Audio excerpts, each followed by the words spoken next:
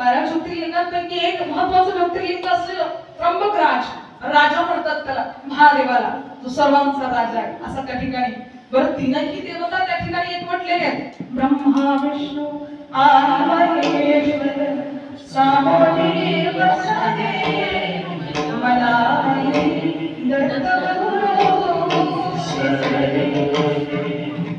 तीनही देवतांचं त्या ठिकाणी दर्शन आहे ना. आपण त्याला त्र्यंबक सुद्धा म्हणावं, दत्तगुरु म्हणून नमस्कार सुद्धा करावा. असं सुंदर दर्शन या ठिकाणी घडलं.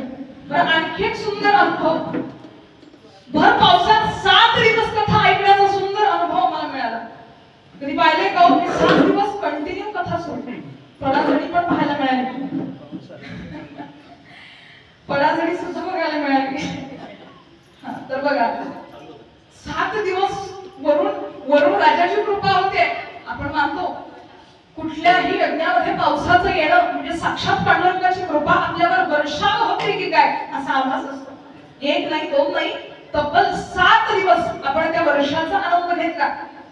आणि त्यात आनंद असा की सगळं टीनशेड व्यवस्थित केलेलं होतं म्हणून खालच्यांना पाण्यात भिजावं लागलं नाही. पाय जरी भिजले तरी अंग मात्र कोरडं राहिलं.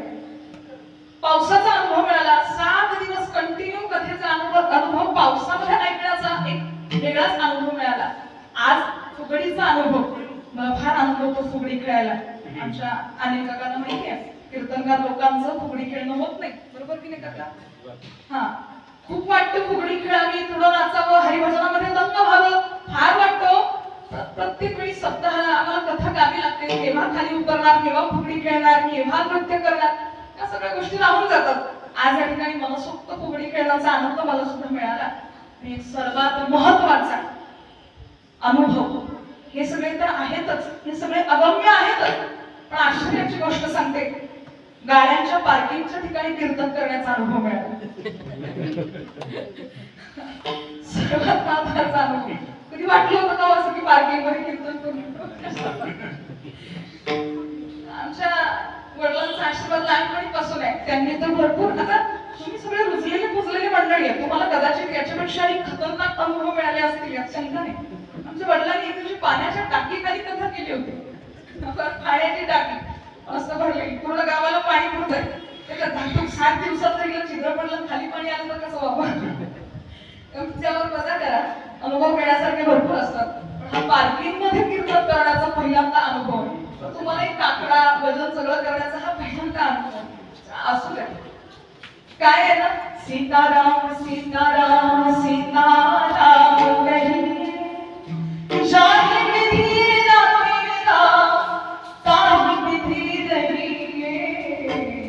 सीताराम सीताराम सीताराम कहिए,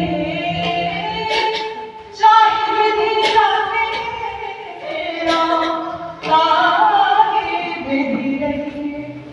ज्या परिस्थितीत त्याने आपल्याला सोपवलंय ना त्याच्यामध्ये आनंद करावा. पार्किंग असू दे, पावसाळा असू दे, पायात पाय भिजले तरी चालते, पण आम्ही मात्र तुझं भजन सोडणार नाही.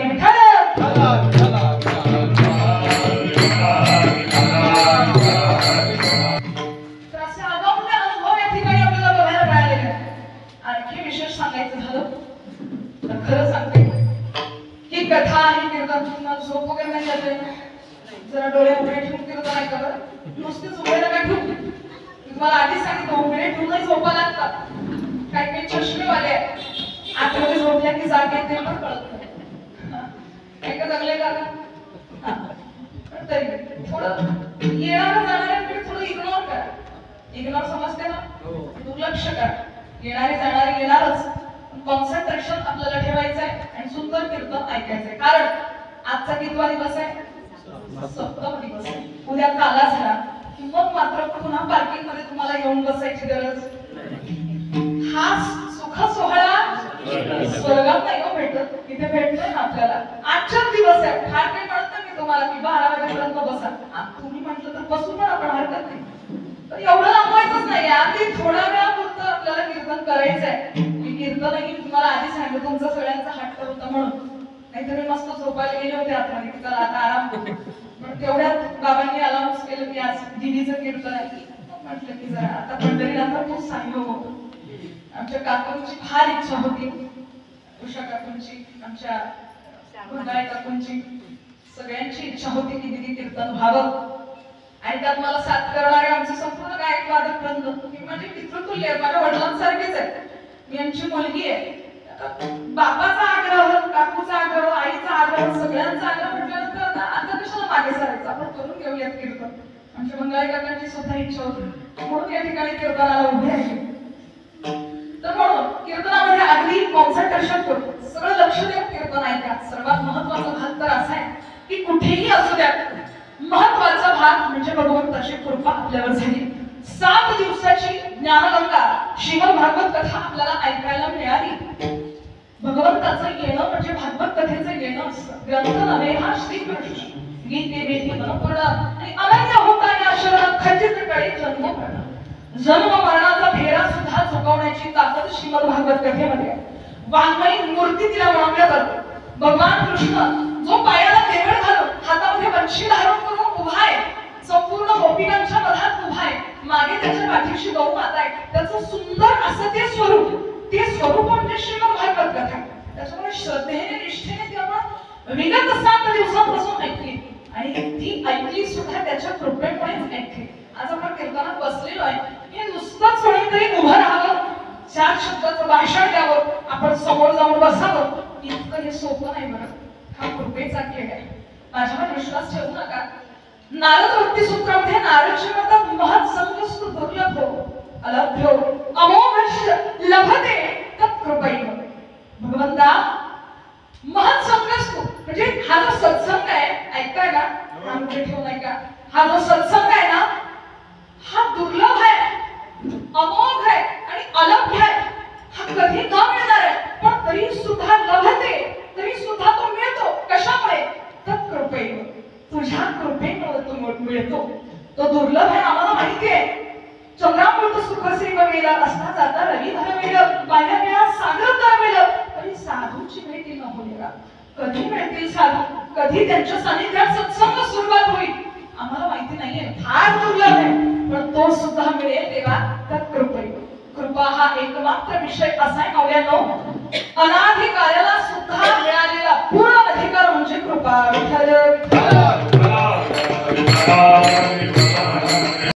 गांभीर्याने ऐका. उगाच आपल्याला खेळी मिळी म्हणता जास्तच खेळी मिळीला जायचं नाहीये.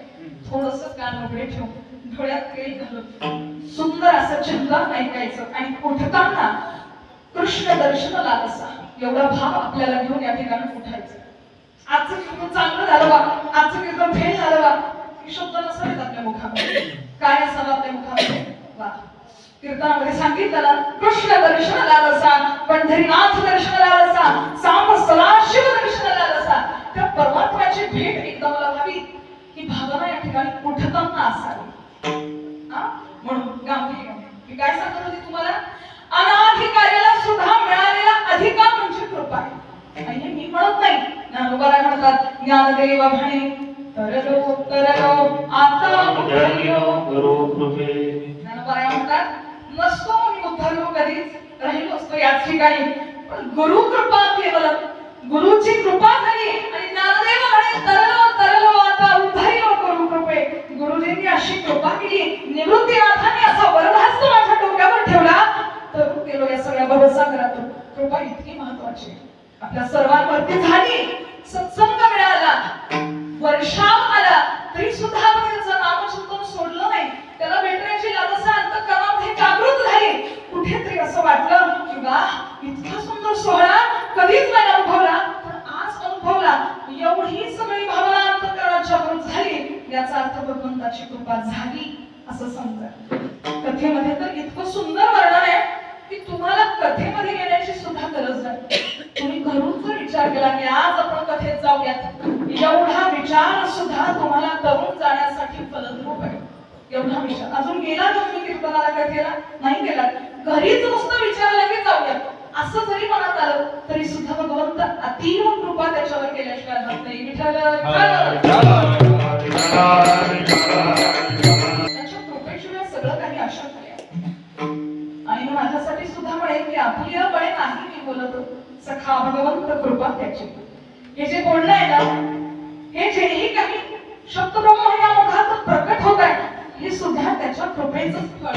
याच्यासाठी आपण किती सायास केली, कित्येक प्रयत्न केले, कित्येक अभंग चाचपडले, कित्येक गाथा चाचपडला. याला सगळ्याला महत्व नाही. पांडुरंगाची कृपा झाली आणि कीर्तनासाठी उभं राहिलो. सगळ्यात सुबक वाक्य विठ्ठल विठ्ठल.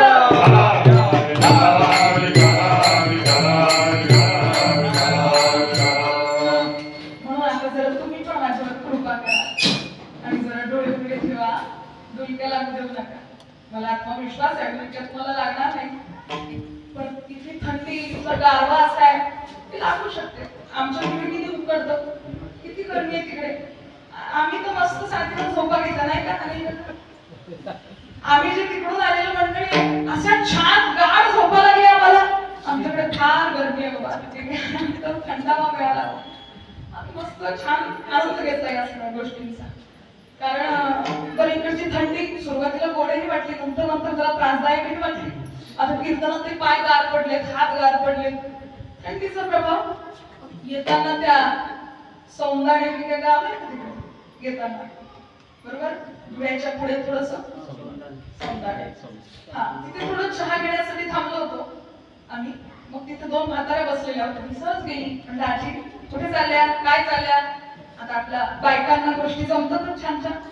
म्हटलं काय कुठे चालल्या, दोघीच जणी दिसताय, कोणी सोबत नाहीये. आता मला काय माहिती होतं की ते आपल्याच खानदेशातले आहेत म्हणून. मग त्या म्हणाल्या बहीण. आपली सुरुवातच इथून होते. बहीण आम्ही तिकडे चाललो, धुळे, जळगाव, भुसावळ तिकडे चाललो. म्हणलं हो का, इकडे कुठे गेल्या होत्या. इकडे नाशिकला गेलो होतो. म्हणलं हो का, कुठे गेल्या होत्या. एक म्हणाली मी माझ्या बहिणीकडे गेली होती आणि एक म्हणाली मी माझ्या लेकीकडे गेली होती. म्हणलं हो का, म्हणजे तुम्ही कुठे चालले. आम्ही पण नाशिक मध्येच चाललो. म्हणजे त्या नाशिक मध्ये काय खरं आहे ताई. म्हटलं का बरं, काय झालं नाशिक मध्ये. म्हणजे तिकडे लोकांच्या नासिकेला धारा लागतात. इतकं थंडावा आहे म्हणे, लय गैरी थंडी आहे म्हणे तिकडे. बरोबर ना, बरोबर ना, गैरी थंडी आहे म्हणे तिकडे. मला समजलंच नाही. गैरी म्हणजे जास्त थंडी आहे.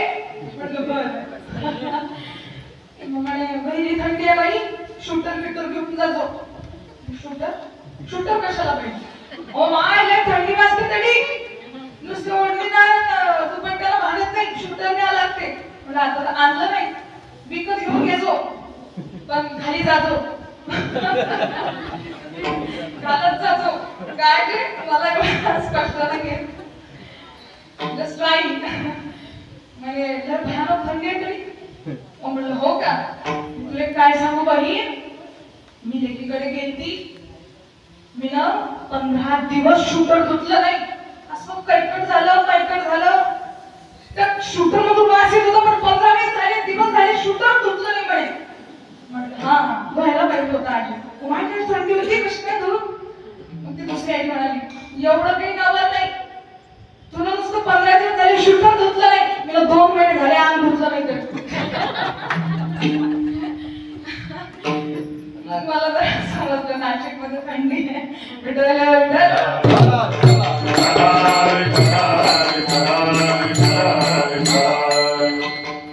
तुम्ही म्हणाल एवढे वाईट नाही हो आमचं नाशिक, बरं आहे जरा. असं गमतीचा भाग वजा करा. पण सगळ्याचा अर्थ की आता तुम्ही सुद्धा कृपा, मला माहिती आहे सगळेजण थकलेले आहेत, भागलेले आहेत. मी तर असं म्हणते की थकवा घालवण्यासाठी तर इथे बसा, हो की नाही. आपण रूम मध्ये जाऊन काय करणार, मस्त हात पाय पसरून झोपणार. मनात भगवंताविषयी कसले विचार येणार नाही, चर्चा येणार नाही, दर्शन येणार नाही. प्रभू बाल परमात्म्याचं इथे बसल्यावर त्याचं स्वरूप सुद्धा आपल्याला बघायला मिळेल आणि त्याचा अनुभव करायला मिळेल. म्हणून कीर्तनामध्ये आता प्रवेश करत असताना, प्रवेश झालेला तेवढा केव्हाचाच, पण मुळात अभंगामध्ये प्रवेश करत असताना एकदा हाताने टाळी आणि मुखाने नाम करा. विठ्ठल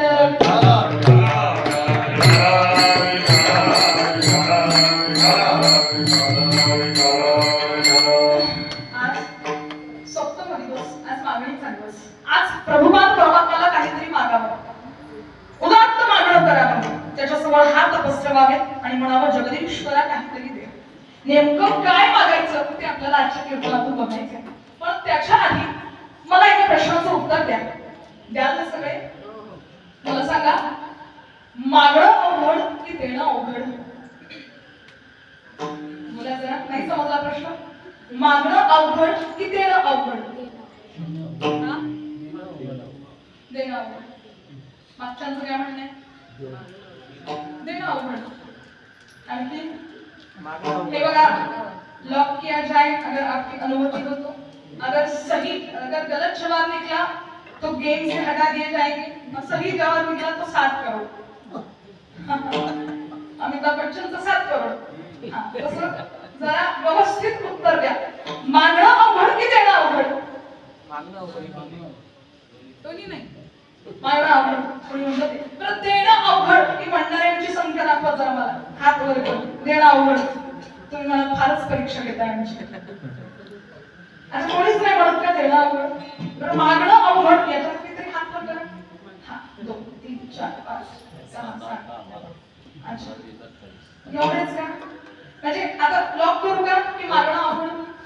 नक्की. आणखीही बऱ्याच जणांच्या मनात शंका असेल की देणं ही अवघडच आहे. त्याच्यासाठी जुळवाजुळव, पैशांची जुळवाजुळव, काय वस्तू मागितली ती कशी द्यावी, कुठून द्यावी, कशी उपस्थित करावी, कोणी काही मागेल आपण कसं द्यावं, आणखीही बऱ्याच जणांना संभ्रम आहे की देणं अवघड. पण चला आपण या सगळ्याचा सखोल विचार करूया. अगदी बरोबर सांगितलं. सूक्ष्म असा जर विचार केला तर देण्यापेक्षा मागणं अवघड आहे. बरोबर आहे? कारण मागण्यासाठी पात्रता असावी लागते. सामान्य शब्दामध्ये मी असं म्हणेन की मागण्यासाठी अक्कल असावी लागते. कसं मागावं, किती मागावं, कुणाला मागावं, कुणाकडे मागावं, किती प्रमाणात मागावं, हो जरा काही विचार करावा लागेल ना. अहो देणं सोपं आहे. कुणीतरी मागितलं, मी मागितलं मला स्वर द्या, लगेच स्वर देणार. मी मागितलं मला माहिती द्या, काका मला माहिती देतील. मी तुम्हाला मागितलं आज मला वांग्याची भाजी खायची, तुम्ही देणार ना मला? सोपं आहे की देणं? मागणं मात्र कठीण आहे. कसं मागावं, कुणाला मागावं, किती मागावं, असं एखादं कुठलं तरी मागणं असतं जे विश्वविख्यात होतं, उदात्त असतं, विश्व मांगल्याचं असतं. आणि ते मागणं मागितलं माझ्या ज्ञानोबाने. दरितांचे तिमिर जाओ, विश्व स्वधर्म सूर्य पाहो, आणि जो जे वांशील तो तिला हो प्राणी जाओ. ज्ञानोबाने उदात्त मागणं केलं. अहो कीर्तीवर ब्रह्मानंदाच्या लहरी प्रकट कराव्या आणि महाराष्ट्र सारस्वताला ललाभूत ठरणारा ज्ञानेश्वरी ग्रंथ आपल्या सर्वांच्या हातात सुपूर्द करावा. काय शब्द मागलेले आहे, काय तत्वज्ञान आहे. संसार कधीच लागले नाही ज्ञानोबाला, पण संसारातल्या बारीक बिरीक गोष्टी सुद्धा ज्ञानोबाने ज्ञानेश्वरीमध्ये प्रकट केलेल्या आहेत. म्हणून एक तरी गोष्टी अनुभव आहे गरजेचं आहे. जीवन जगणं इतकं सोपं नाही आहे, पण ज्ञानोबाने अगदी सोपं करून दिलेलं आहे. हो कसं जगावं, किती जगावं, कुणासाठी जगावं. अहो नुसतं जगणंच नाही, बारीक बिरीक गोष्टी सुद्धा ज्ञानोबाने त्याच्यामध्ये मागितल्या, लिहिल्या. मी शेवटी जगाच्या कल्याणासाठी मागितलं देवा. जे खऱ्यांची व्यंकटी सांडो तया सत्कर्मी गती वाढो. व्यंकटी सांडू दे बाबा. वाईट लोकांचा नाश नको करू देवा, त्यांच्या वाईट विचारांचा नाश कर. एवढं उदात्त मागणं कोणी मागावं आजपर्यंत? त्याच्या माऊलींनी मागावं, ज्ञानोबाने मागावं. असं कुठलं तरी विश्व मांगल्याचं मागणं जर मागता आलं तर खरा पुरुषार्थ. नाहीतर आपण काय मागतो? वाढावे संतान आणि गृही भावे. हे काय मागणं आहे का? याला मागणं म्हणतात. मला माझं घर होऊ दे, माझी गाडी होऊ दे, माझ्या मुलाचं लग्न होऊ दे, मला मुलगा होऊ दे, मला हे शाश्वत नाही आहे. पृथ्वी तलावर काहीतरी विलक्षण असं प्रभुपाद परमात्म्याला मागता यायलाच हवं. मागे एका कीर्तनाला मी गेली. मागणीचं कीर्तन होतं. मी मागण्या पण भरपूर बोलले. मागणीत माणूस उभा राहिला आणि असं वळाला दिली, आज तुम्ही मागण्याविषयी बोललात. म्हटलं हो, आज मी सुद्धा परमेश्वराला काहीतरी मागितलं. चला कीर्तन ऐकून काहीतरी बदल झाला. काय मागितलं तुम्ही? म्हणे मी मागितलं देवा एकदा सप्ते बंद पडले तर चालतील. म्हणे पहिल्या शब्दात सप्ते बंद पडले तर चालतील का? ऐका ना दीदी, सप्ते बंद पडले तर चालतील, काकडा आरती बंद पडली तरी चालेल, हरिपाठ बंद पडलं तरी चालेल, कीर्तन बंद पडलं तरी चालेल, पण जेवायच्या पंक्त्या मात्र बंद नको होऊ दे म्हणे. असं माझ्या देवाला मागितलं. मी काय सार्थकता आहे मागण्यावर? कुठल्या स्तराला विचार करून आपण करतोय? संतांनी मागावं, संसार व्यसनी